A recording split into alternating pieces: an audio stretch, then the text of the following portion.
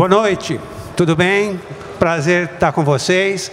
Queria agradecer vocês terem escolhido o nosso painel.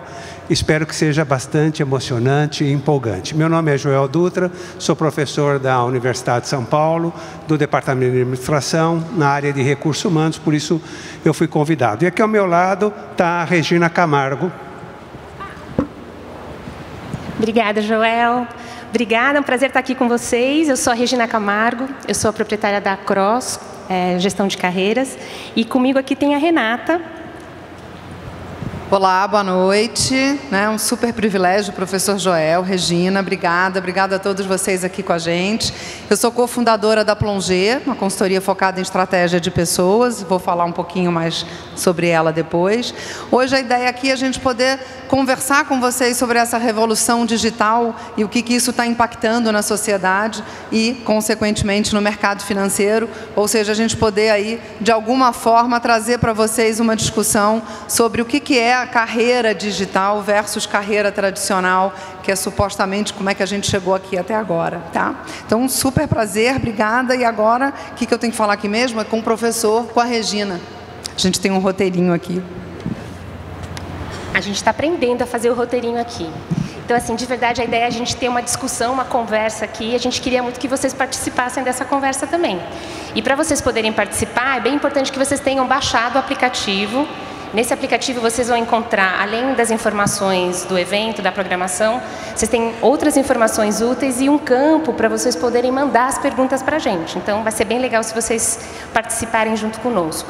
Uma outra coisa bem importante, vocês nem precisam usar o 4G de vocês. Tem o Wi-Fi em todo o evento e para vocês poderem ter acesso ao Wi-Fi, basta vocês virarem o crachá e tem as informações do Wi-Fi ali, tá bom?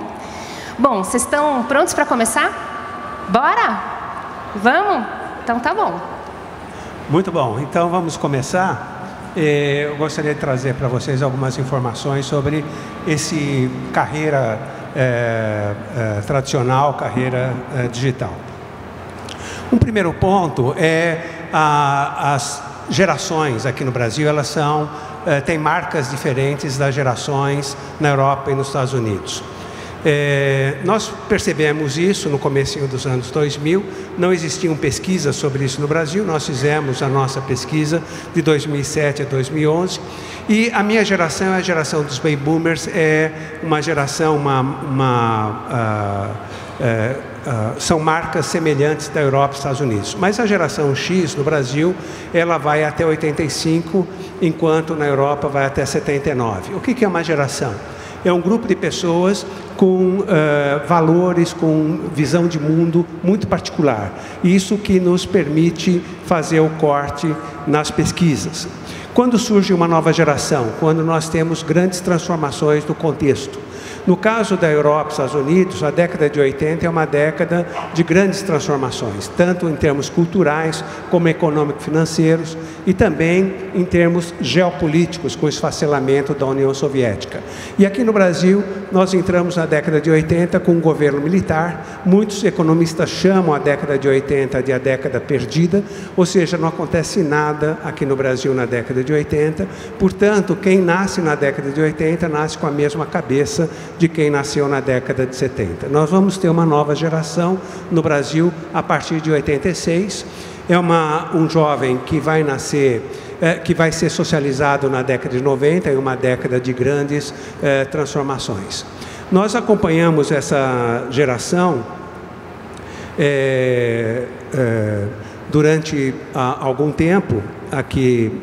Desde 2009, nós estamos na 10ª pesquisa, que é as melhores empresas para se começar a carreira, né? E nós observamos que quando essa geração entrou no mercado com o 3º grau, em 2009, 2010, as empresas estavam muito despreparadas para receber esse jovem, né? E houve uma demonização desse jovem. Esse jovem não se compromete, esse jovem é mal criado, esse jovem tem uma visão epidérmica da realidade. E a nossa pesquisa mostrou que não é nada disso, né? É uma geração importante, uma geração complementar à geração X, à minha geração.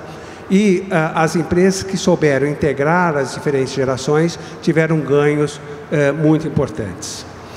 O que nós percebemos como características dessa geração. Quando a gente pergunta para esse jovem o que significa o trabalho para você, eles nos dizem, é uma fonte de prazer, é uma fonte de satisfação. E isso é uma característica particular dessa geração. A minha geração foi educada num ambiente muito autoritário, em casa, na escola, no trabalho. Não foi assim que nós educamos nossos filhos, mas a geração X nasce na égide de um ambiente muito competitivo, muito difícil, né? E essa geração, ela vem com uma outra estrutura de valores.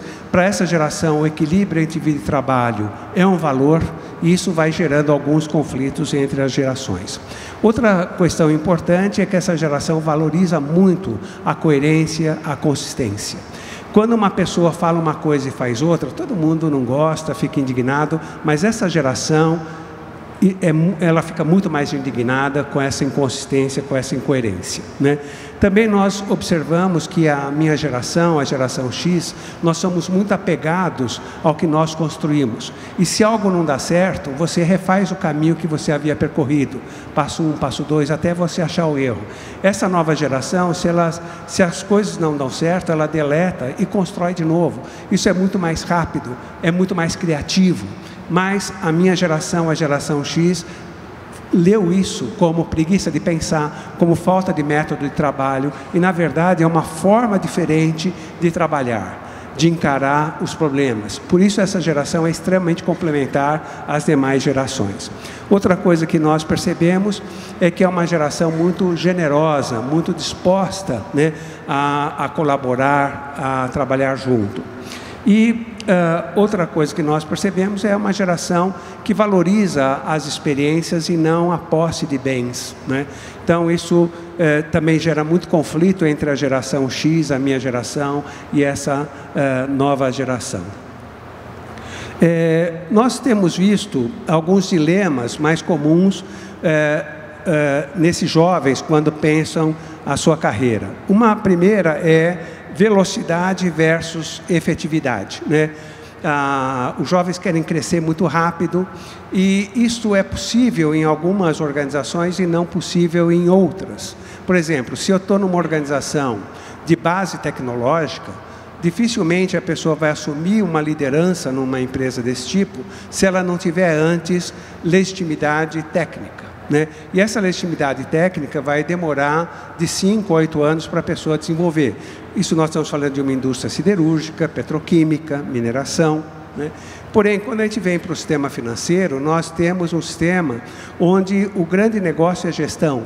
Então, há uma tendência das carreiras nesse mercado serem mais velozes do que em segmentos industriais. É importante nós percebermos que essa velocidade na carreira, ela não é comum a todas as organizações, né? Até para nós fazermos escolhas. E entra aí a questão também da segurança e de você liderar um empreendimento. Na medida que você lidera um empreendimento, sai na frente como startup, você vai lidar com muita insegurança, muita instabilidade, pode dar certo, pode dar errado, né? Muitas pessoas preferem a segurança, preferem algo mais estruturado. Então, são decisões que os jovens têm que tomar em relação à sua carreira. E a outra questão é ligado a você querer ser mais independente, né? E, portanto, não está ligado a uma organização, mas essa independência traz, novamente, a falta de segurança, né? Como é que nós vamos lidando com essas questões, como é que os jovens vão lidando com essas questões, são aspectos importantes. Outro aspecto que nós temos observado é que as trajetórias de carreiras estão mais curtas. A minha geração, o que é uma trajetória de carreira, o que é um ciclo de carreira? Eu vou me desenvolvendo, chega um momento em que eu não vejo mais desafio, eu não vejo mais perspectiva para a minha carreira. Se a gente fosse usar uma metáfora, a pessoa bateu com a cabeça no teto. A minha geração, esse ciclo era de 20, 25 anos. Então, a gente estava fechando o ciclo, estávamos próximos da aposentadoria. A aposentadoria vinha como um fechamento natural desse ciclo. A geração X, esse ciclo é de 15 a 18 anos. Normalmente, as pessoas estão fechando o ciclo por volta dos 40 anos. Até aqui é pesquisa. Nós acreditamos que essa nova geração, que nasceu a partir de 86, tem um ciclo de 12 a 15 anos. Alguns amigos meus acham que eu estou sendo muito otimista. Talvez essa geração tenha ciclos até mais curtos. Mas o fato é que as pessoas estão fechando ciclos de carreira com mais velocidade, né? Isso traz um desafio para a organização, como é que eu lido com isso dentro da organização, mas também traz um desafio para as pessoas de como eu me preparo para esses processos de transição. Nós temos acompanhado muito a entrada da inteligência artificial nas empresas, do computador cognitivo, e nós fomos percebendo que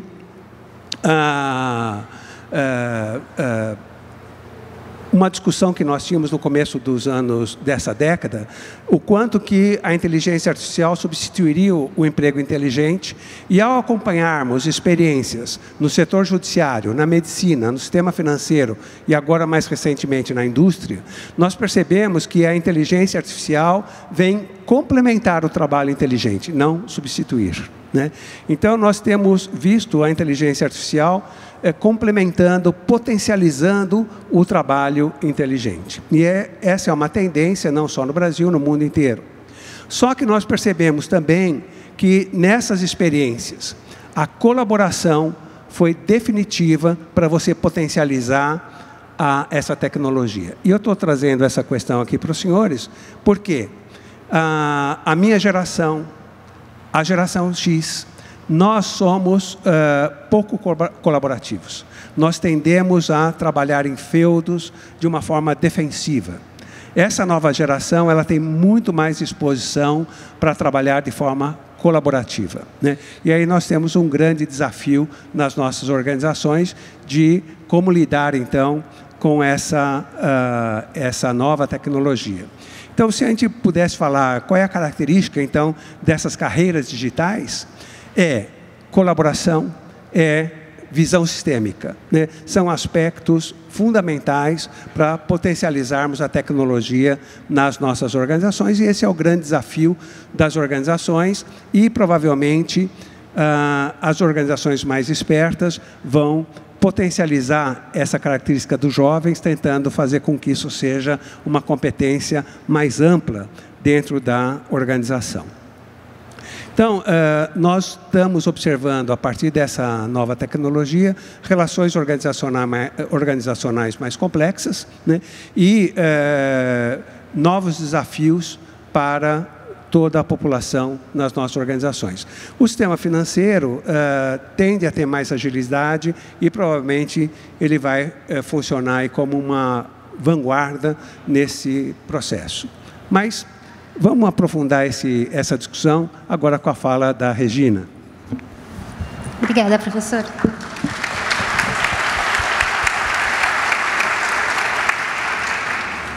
Muito bom. Vamos ver se funciona. Muito bem. Para me apresentar, eu sou a Regina, já falei, Regina Camargo. Eu tenho 21 anos de Across, só que antes de montar a Across, eu trabalhei numa organização, trabalhei na Dupont, sempre na área de recursos humanos. Então, trabalhei na área de treinamento e desenvolvimento, trabalhei na área de gestão de pessoas, de talentos, e também trabalhei na área de talent acquisition, né, que é a seleção de pessoas. E na Across, de verdade, a atuação da Across está muito ligada à minha área de expertise. E na área de atração e seleção, a Across ela tem um posicionamento de fazer processos de atração e seleção de jovens. Então, a gente só trabalha com programas de estágio e programas de trainee. E quando eu fui convidada para vir falar sobre carreiras digitais e carreiras tradicionais, quer dizer, eu só posso falar sobre o público que eu conheço, que é o público de pessoas que estão entrando nas organizações. E aí eu fiquei pensando que talvez uma coisa importante para a gente poder refletir, quando a gente pensa em carreira, uma coisa que fica sempre na cabeça da gente é, para eu poder me posicionar em termos de carreira, se eu estou começando no mercado de trabalho, se eu estou nesse momento da minha vida, uma coisa muito importante é eu poder saber o que é esperado de mim, né? Qual é o meu perfil? Qual é o perfil que de verdade as organizações buscam em relação às pessoas? Então, a fala que eu preparei, ela está muito conectada com eu poder compartilhar com vocês o que eu vejo na minha prática em relação ao que é esperado desse jovem hoje, e também uma certa sinalização do que parece que vai ser esperado desse jovem no futuro. Então, esse vai ser um pouco o caminho da minha fala com vocês aqui, tá?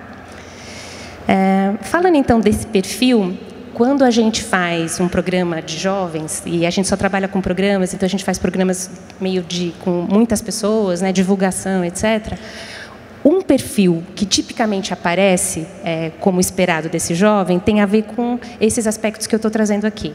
Então, visão sistêmica, como o professor falou, capacidade analítica, trabalho em equipe, que foi um outro ponto que o professor trouxe, influência, autoconhecimento, um aspecto muito importante de agilidade de aprendizagem, curiosidade e resiliência.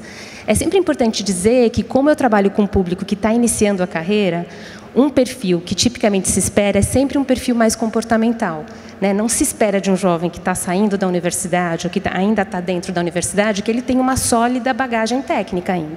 Mas esses aspectos que têm a ver com uma atitude de mais rapidez no aprendizagem, uma certa curiosidade de poder aprender, são aspectos realmente extremamente valorizados dentro das organizações.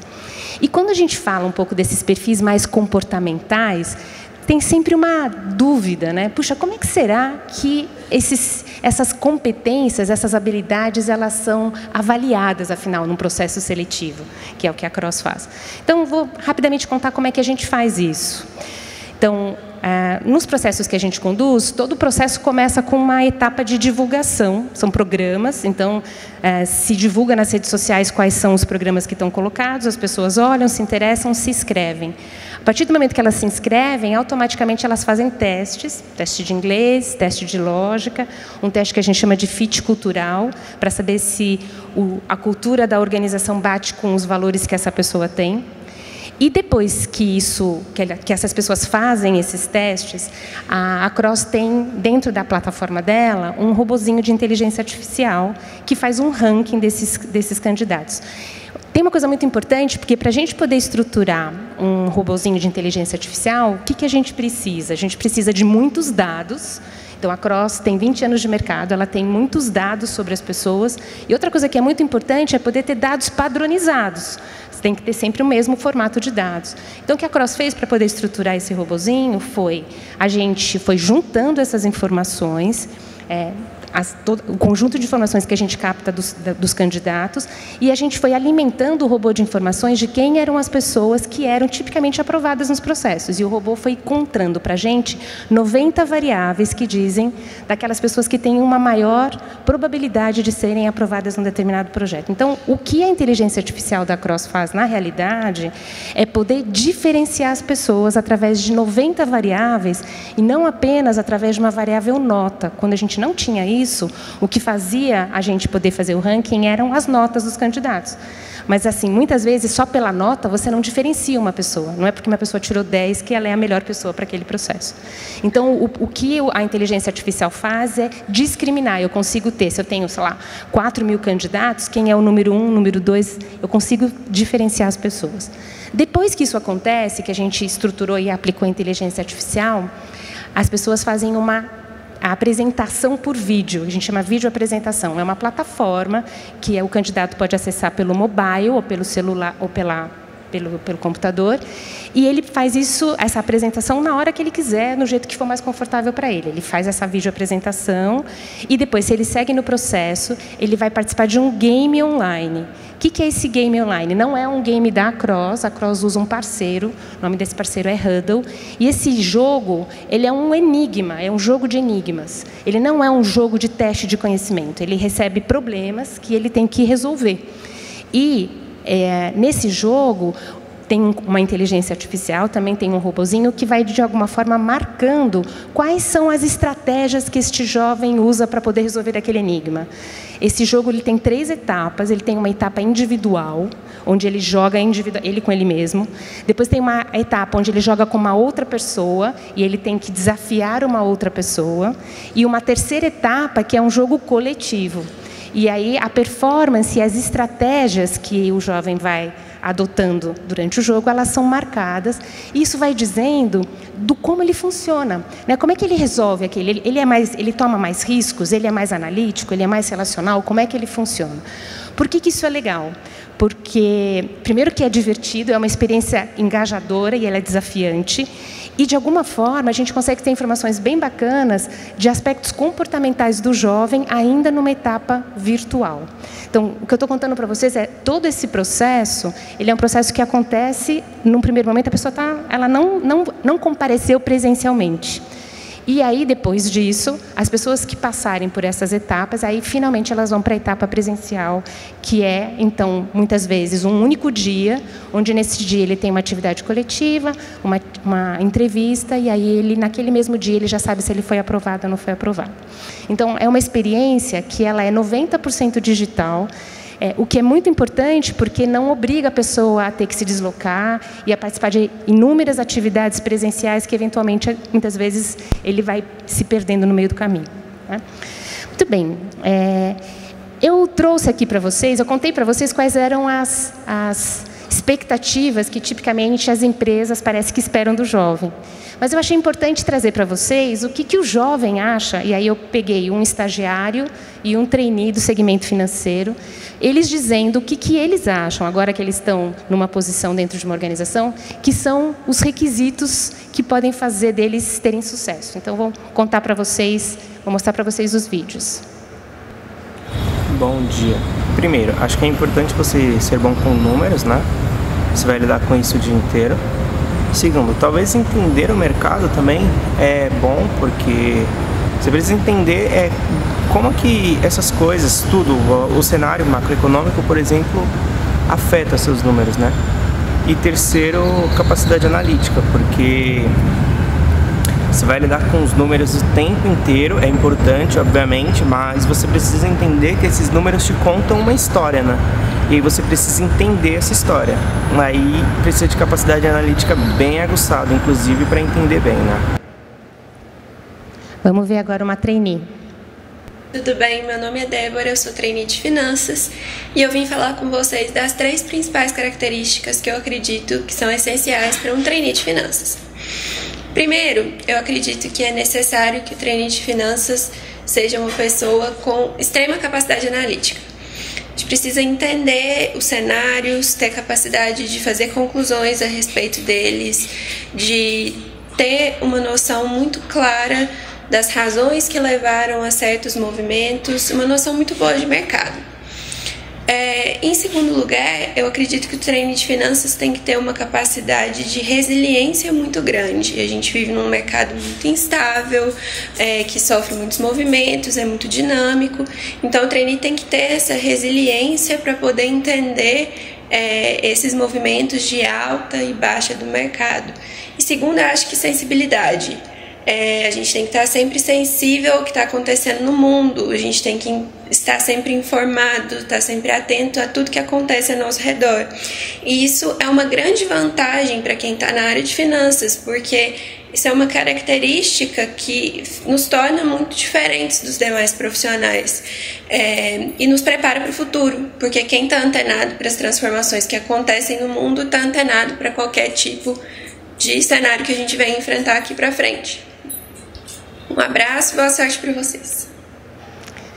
E aí eu trouxe também um vídeo de uma empresa falando o que ela espera do jovem quando ele entra, quando ela busca um jovem no mercado.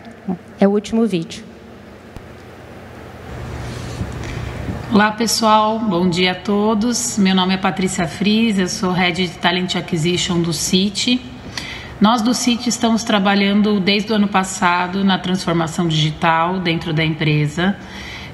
A gente tem um projeto bastante forte com a Mastertech, chamado Innovation Mandate, justamente para a gente prover conhecimento para os funcionários.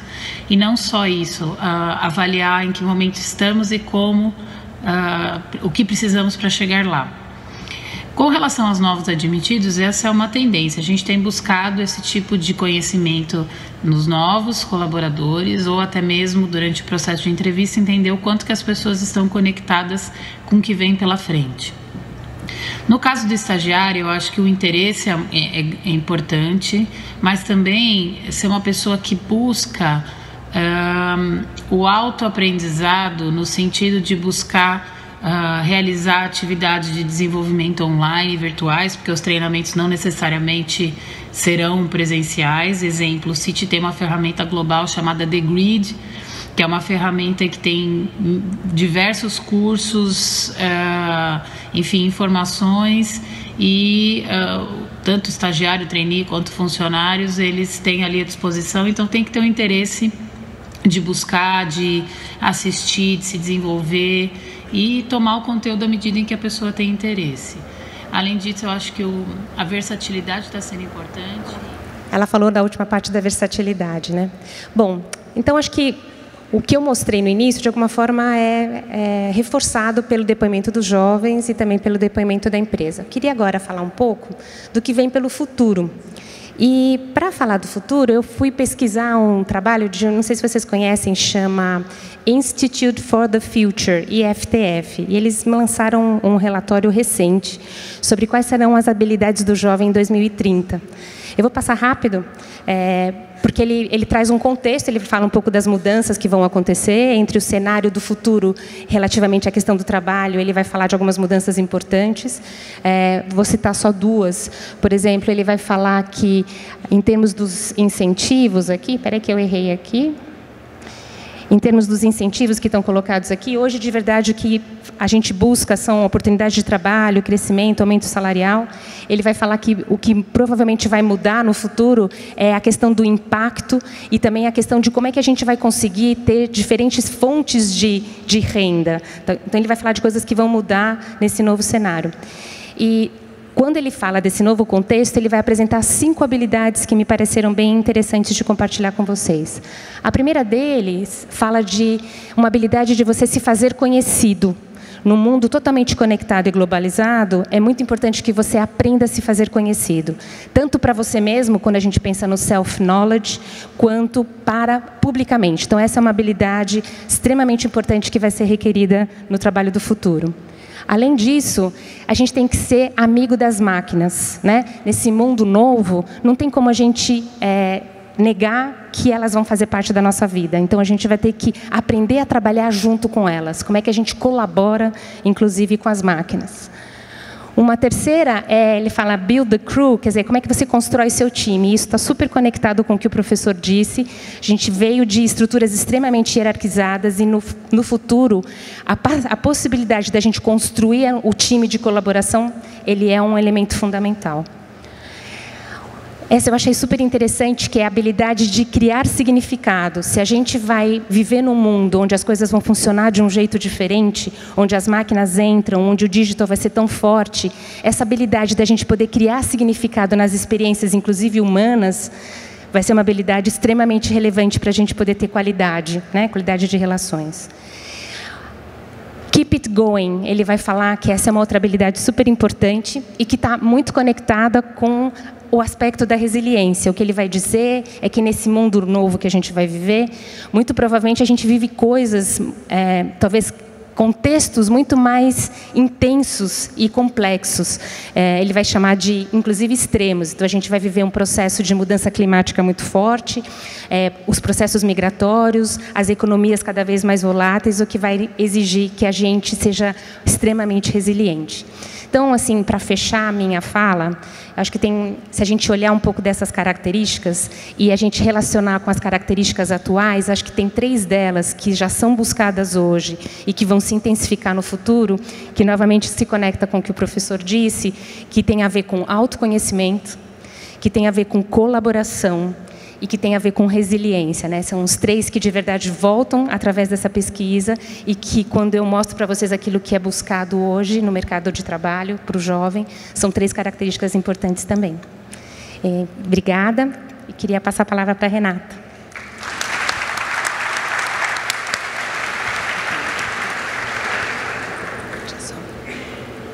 Obrigada, gente, mais uma vez.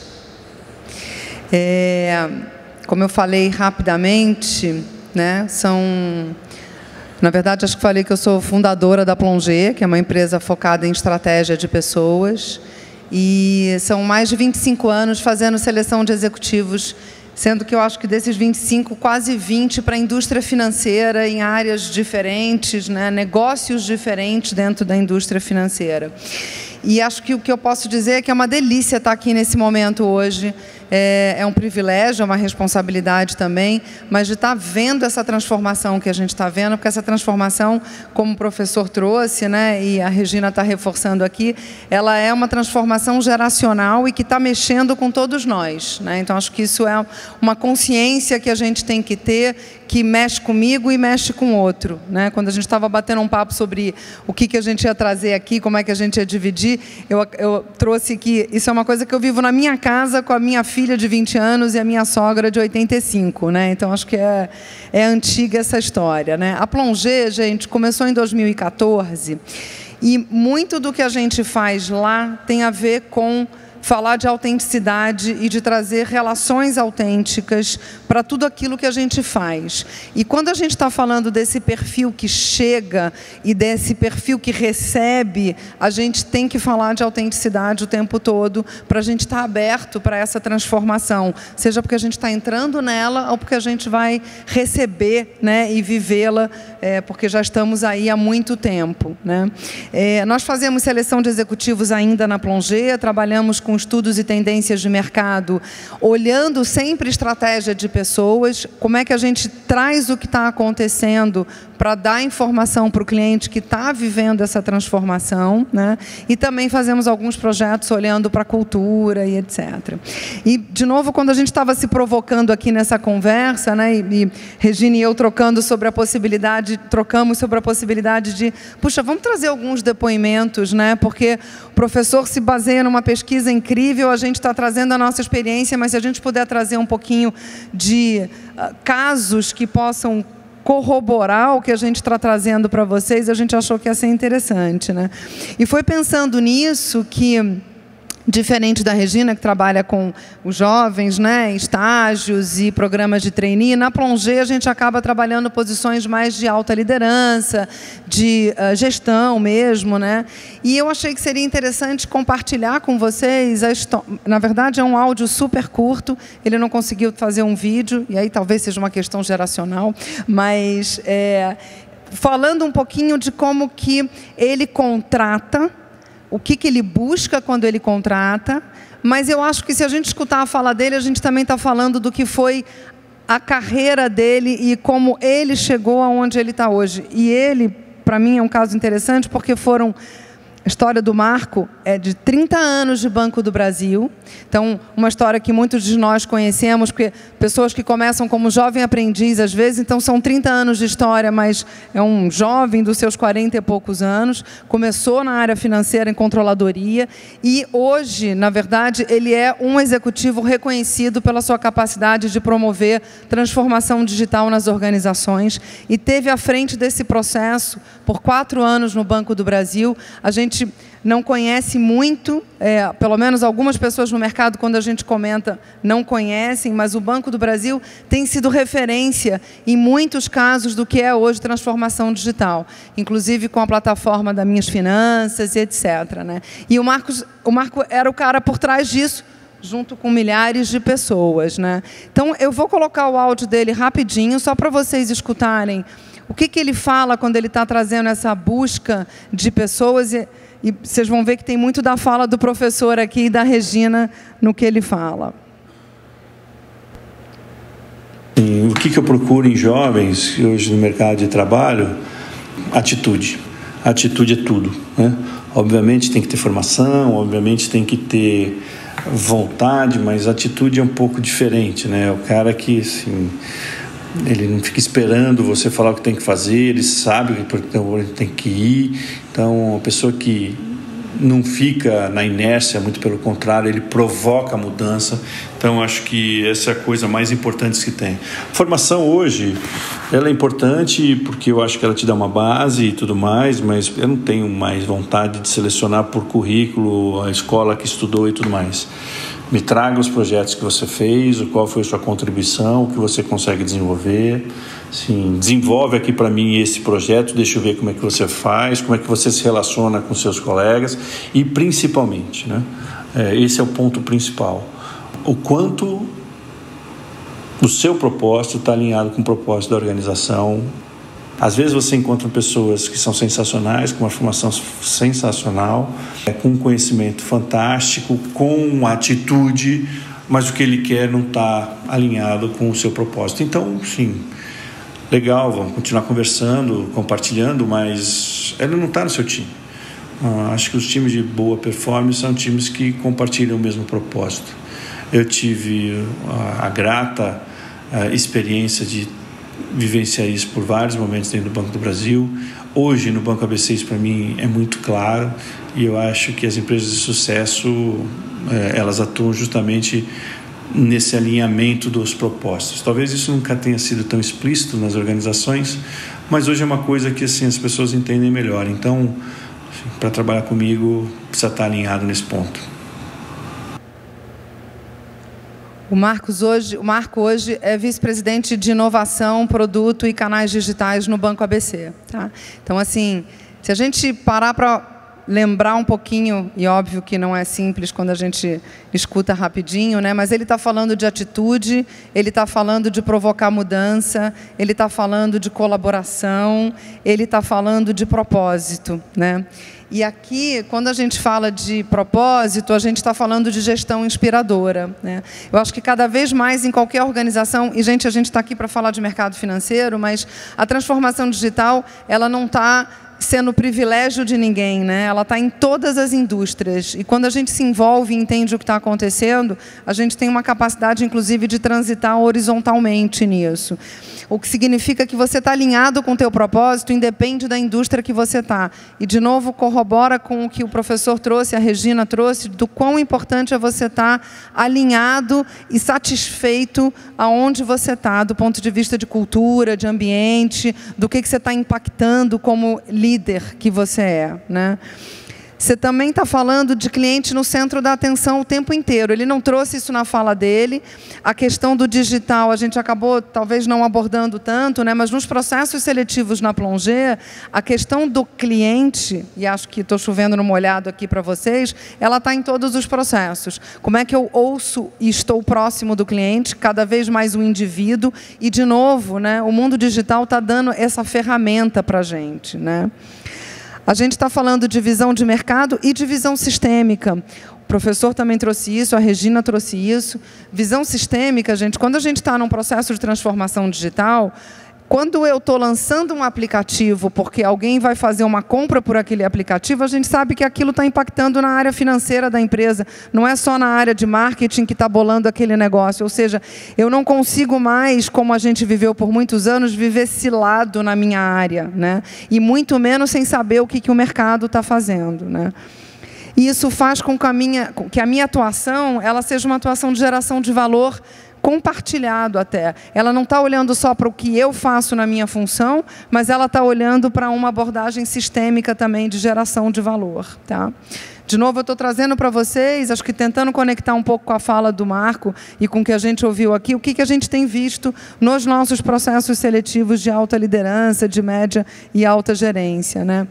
De novo, o espírito de servir. Quando a gente está falando de senso de colaboração, a gente está falando de servir. Então, cada vez mais isso está presente, né? Hoje eu vi um post desses 40 mil que a gente recebe, falando que você conhece uma pessoa pelo riso e pela forma como ela trata o outro, né? Então, a gente está falando de cada vez mais ter essa consciência no nosso dia a dia de trabalho.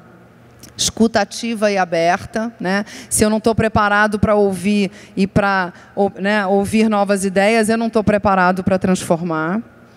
Influência também sem autoridade, que é algo muito diferente do que a gente viveu e foi treinado para, que é a cultura do comando e do controle. Então, hoje, cada vez mais, a gente, quando fala de colaboração, a gente também está falando de como é que eu vou influenciar aquela equipe, né, para que a gente chegue naquele lugar juntos e não porque eu estou mandando chegar. Então, isso também está cada vez mais presente nas organizações. Regina trouxe a questão do autoconhecimento. Eu só consigo estar para o outro, eu só consigo servir, eu só consigo ouvir se eu também estou me conhecendo, né? E a gente, durante muitos anos, deixou isso de lado, né? A questão de empoderar pela capacitação. Então, de novo, né, se eu quero todo mundo junto aqui nesse lugar, eu preciso dar o ferramental para isso, né? Eu preciso ajudar aquela pessoa a se desenvolver nesse sentido, e acho que cada vez mais as organizações estão conscientes disso, né? A gente fala lá na Plongée em mentalidade digital. Mentalidade digital é mentalidade experimentadora. O Marco traz num outro áudio que a gente está montando um podcast com ele, que ele fala que como é que foi importante ter a consciência de que, às vezes, ele precisava burlar o sistema, né? Se ele tivesse que pegar todas as aprovações para conseguir fazer o projeto XPTO, ele jamais teria feito. Então, ele pegava e falava, senta aí nessa cadeira e vai fazendo, e vai me mostrando, e depois a gente vê como é que a gente leva isso para frente. E, assim, muitos dos cases hoje que estão aí rodando no mercado, alguns que viraram benchmark, começaram dessa maneira, né? E, portanto, com a cultura do aprendizado contínuo. Eu tenho que estar sempre buscando, eu tenho que estar sempre aprendendo, né? De forma ágil, de forma... bom, agora está todo mundo falando, né, no modelo ágil, mas outro dia eu entrevistei um CIO que me disse que isso já existe há 30 anos, mas agora é que a gente está parando para olhar a relevância disso, né? E essa questão do aprendizado contínuo traz o que é uma delícia, que é a importância do erro, que também nunca foi possível ser discutido ou tratado, né? Gente, é bom errar, né? Desde pequenininho, para quem tem filho, a gente fala isso. Deixa a criança cair e machucar o joelho, porque é a melhor forma de você aprender a não cair de novo, ou pelo menos saber como cair, né? Então, falei de agilidade aqui. Intraempreendedorismo, a gente também trouxe a questão do empreendedorismo em algumas das falas aqui, né? Mas como é que a gente, às vezes, desiste da onde a gente está, porque a gente precisa empreender, porque o que a gente está é chato. Vamos empreender onde a gente está. Acho que esse também é um convite que a transformação digital está trazendo para a gente, tá?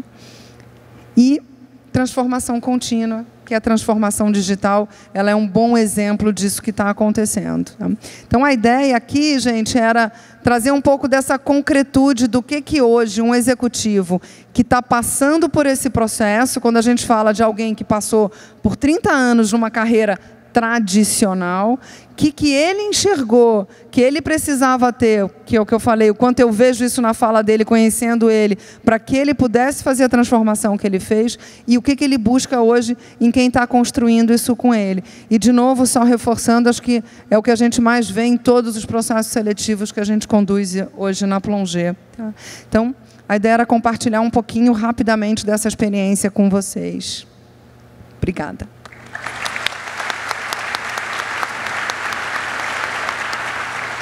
Muito bem. Agora, a ideia é nós fazermos aqui um painel pegando as perguntas que vocês foram nos enviando. E uma primeira pergunta, acho que pode ser para todos nós, é com relação a como integrar, né, essas diferentes gerações. Tanto o jovem, né, se integrar, como também pessoas da minha geração ou da geração X se integrarem nesse mundo digital. E aí são perguntas da Eunice Adriano, da Letícia, né? O que nós temos percebido é que as empresas que têm conseguido bons resultados, né, de integrar diferentes gerações, abrindo diálogo entre gerações, né? É muito importante que o jovem tenha voz dentro da organização e consiga exatamente estabelecer esse lugar, né? Você consiga transferir percepções, conhecimento entre as diferentes gerações. Mas queria ouvir, né, as demais, a Regina e a Renata. Tanto faz. Eu concordo com o professor, assim, eu acho que para a gente poder integrar diferenças, né, a gente está falando de gerações, mas tem tantas diferenças que a gente vive hoje nos ambientes organizacionais, né? O tema diversidade é um tema tão em voga, né? E acho que a diversidade de gerações, ela é só uma das diversidades, né? Eu acho que a pauta mais importante para a gente poder ter inclusão da diversidade é ter conversa, né? É ter escuta, é ter respeito pelo ponto de vista do outro. E aí eu fico pensando, né, professor, que um pouco desse aspecto que a gente trouxe sobre uma forma de trabalho mais horizontal, uma forma de trabalho mais colaborativa, ela de verdade ajuda nesse sentido de você poder entender o ponto de vista do outro e ver o diferente como complementar e não como alguma coisa que como diferente no sentido de que não é legal, né? Então, eu acho que talvez um caminho para as organizações, inclusive se elas quiserem resgatar, engajar esse jovem, é mesmo como é que elas podem pensar movimentos de funcionamento que sejam mais horizontalizados e que favoreçam a colaboração e o respeito às opiniões diferentes. Muito obrigado, Regina. Renata, por favor. Eu acho que a gente tem visto alguns casos, bons exemplos em organizações que estão testando os modelos de squad, né, e alguns desenhos organizacionais que estão provocando esse modelo mais horizontal, né, e também mais multifuncional, onde você tem times que representam a organização sob vários pontos de vista, né, e nessa hora se provocando, porque aí você tem uma questão geracional, não necessariamente a gente está falando que você tem o mesmo nível da organização, pelo contrário, né, os bons times, squads montados, eles realmente são bem diversos, bem plurais, né, e eu acho que isso é o que vem provocando essa questão da capacidade de colaboração, de estar para servir, de ouvir, de não julgar. A gente não falou aqui, né, mas isso tudo, se a gente entra já com um julgamento, nada vai para frente, né. Então, assim, da experiência que eu tenho tido com essas histórias de squads, por exemplo, os PMs, POs, aí tem todos os nomes que o mercado está dando, tem sido muito interessante nesse sentido. Poxa, muito obrigado, Renata. Aí uma pergunta para a Regina, da Patrícia. Qual foi o impacto na CROSS da entrada da inteligência artificial? Então, acho que uma coisa que foi bem importante para a gente é criar um impacto de eficiência, né? Eu acho que quando a gente trouxe a inteligência artificial, acho que a gente trouxe mais eficiência, mais precisão, né, na escolha dos perfis. E eu acho que, quando eu trago eficiência, eu acho que a gente diminuiu o tempo dos processos. É possível fazer os processos seletivos agora num curto espaço de tempo, num espaço menor. É menos custo para o cliente, porque se eu posso agora fazer uma parte significativa do processo no modelo virtual e trazer para a etapa presencial apenas para o final, eu diminuo uma série de custos indiretos que o meu cliente tinha ao longo do processo, né? Antes, quando eu não tinha a inteligência artificial, eu tinha que chamar, eu tinha uma etapa que a gente chamava de dinâmica de grupo, e eu tinha várias dinâmicas de grupo que precisavam acontecer para eu avaliar essas pessoas presencialmente, e aí eu tinha um desengajamento do jovem, que tinha várias etapas, vários custos para poder participar do processo. Então, eu acho que o impacto que teve para a CROSS foi eficiência, e eu acho que foi um ganho para a CROSS, foi um ganho para o cliente e foi um ganho para o candidato também. Muito obrigado, Regina. E aí uma pergunta para a Renata, do Ricardo. O Ricardo lhe diz o seguinte: Renata, que fontes e referências são aconselháveis para um gestor da área comercial deve buscar para se habilitar a ser um executivo da área financeira? Pergunta. Gente, que pergunta difícil, né? Porque hoje em dia a gente fala lá na Plongé que é tão infinito hoje, né, essa questão de fontes e aonde você pode buscar, que chega a dar uma ansiedade, né? A gente tem algumas crises de pânico lá, com a turma mais jovem, principalmente, que trabalha com a gente, está todo dia dividindo alguma coisa, né? Eu acho, gente, tem muita informação no mercado, tem muita coisa acontecendo e tem muitos fóruns interessantes que estão falando de transformação, que estão falando de mudança, né? Você sair da área comercial para ir para a área financeira, o mais interessante é que você consiga entender por que você quer fazer esse movimento e o que você está buscando nesse movimento. E aí sim você vai poder descobrir que fontes são essas que você tem que buscar para poder, de fato, se preparar, porque é sempre uma transição, né? É sempre uma questão de um processo que você também tem que entender que ele não é de um dia para a noite, né? Você tem que ir passando por ele para justamente não vivê-lo de uma forma angustiante. Então, difícil você falar em fonte. Eu acho que é muito mais entender onde você está, por que você quer ir, e a partir daí você poder entender quais os passos e melhor caminho a serem seguidos. Eu queria aproveitar essa pergunta do Ricardo e trazer também para vocês uma reflexão.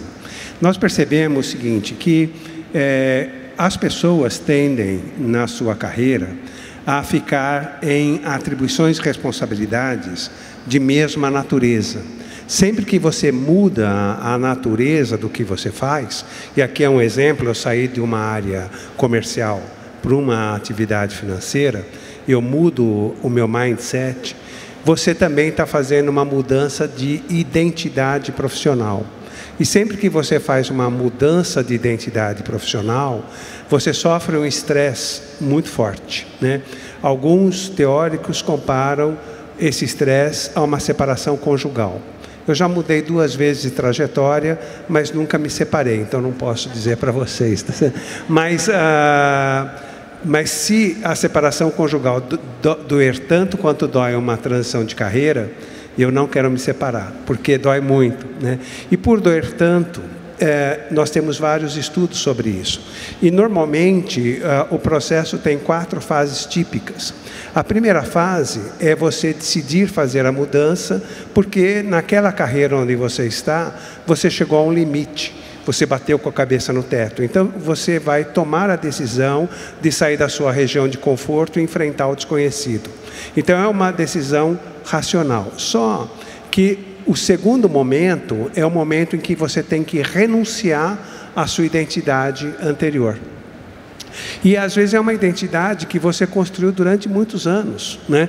E, de repente, você está abandonando aquela identidade, você não é mais aquilo, aquilo não te pertence. Então tem um sentimento de perda aí muito grande. Daí você entra numa terceira fase, que é a seguinte: você sabe o que você não é, mas você não sabe o que você é, porque você não consolidou ainda uma nova identidade. Então você fica sem chão, né? Quando você começa a consolidar a sua nova identidade, você começa a entrar na 4ª fase. Você vai descobrir que você não sabe um montão de coisas que você devia saber para ocupar aquela nova posição.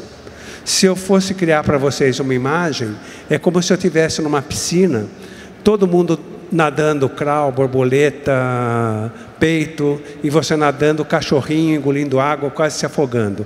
E você tem a sensação que você nunca vai nadar igual aquelas pessoas.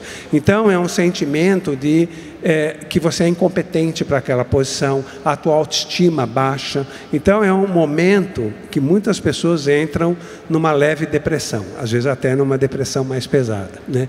Então é importante a gente perceber que as transições de carreira estão hoje na nossa vida, no nosso cotidiano. Porém, é importante a gente perceber que essas transições, elas sempre vão trazer esse estresse, essa dificuldade, né? Tem as coisas boas, que você vai enfrentando coisas novas, mas também você tem que aprender a lidar com você nessas fases, né? Então é um ponto importante. E daí nós temos uma outra pergunta, do Márcio Augusto, e ele levanta uma questão interessante: como é que os bancos tradicionais, né, como é que eles vão lidar com esse novo mundo digital, a competição das fintechs e assim por diante? Como é que vocês veem isso, né? Olha, assim, a experiência que a gente tem tido a oportunidade de vivenciar é que aqueles que estão entendendo que eles vão trabalhar em rede, em parceria e, portanto, aprendendo com quem está surgindo e, muitas vezes, trabalhando junto com quem está surgindo, serão aqueles que vão conseguir continuar aí, né? Aqueles que estão fechados em eu vou fazer, e vou fazer internamente, vou fazer sozinho, e eu tenho capacidade de lidar com o meu legado sozinho, tem mostrado que tem sido um processo mais doloroso, mais complexo, mais moroso, né? Então, quando a gente abre, né, a gente tem a possibilidade de aprender de novo, como a gente viu aqui, com o que está acontecendo e se desafiando para isso, né? Não sei se é o que você tem visto também, Regina. Eu fiquei pensando até, conforme você foi falando, né, que uma das características fundamentais que a gente viu do mundo novo é essa coisa da colaboração, né? Eu tenho visto muitos modelos de negócios diferentes, né, que são muito mais de ecossistemas e de cooperação entre diferentes, inclusive empresas e segmentos, do que uma coisa de incorporar o outro, assim, né? Então, fiquei pensando que talvez essa questão da colaboração, do trabalhar junto, como a gente falou, não é só para as pessoas, né? Mas é como se isso fosse um elemento que vem como um novo modelo de negócios também, né? O que nós estamos também observando, não só no sistema financeiro, mas em outros segmentos, é que muitas vezes a própria organização ela não tem a energia necessária para se repensar ou se inovar ou mudar drasticamente sua cultura, né? Então, nós temos visto algumas iniciativas de organizações que montam outras organizações para pesquisar. Por exemplo, agora nós estamos acompanhando uma empresa que trabalha com aterros sanitários. Ela montou uma startup para ver novas enzimas. E talvez essa startup, um dia, ela acabe com a empresa de aterros sanitários. Quer dizer, então, se alguém vai acabar com a minha empresa, que seja eu mesmo, né? Tá certo? Então, essa que é a ideia, né? Mas a gente vai observando aí um processo muito acelerado de transformação e, muitas vezes, você repensar a organização implica em atitudes extremamente corajosas, né? Por parte da alta direção. E não é algo simples e fácil de fazer. Uma pena, o nosso tempo se esgotou, temos algumas perguntas aqui muito instigantes e interessantes. Peço desculpas a vocês, a gente não conseguir levar todas as perguntas a cabo, mas, enfim, a gente tem uma limitação de tempo. A ideia é convidá-los agora para um café na área de convivência, retorno ao auditório às 20h30, onde vão acontecer 2 palestras aqui no final da noite, extremamente interessantes, e com certeza aguardada por vocês.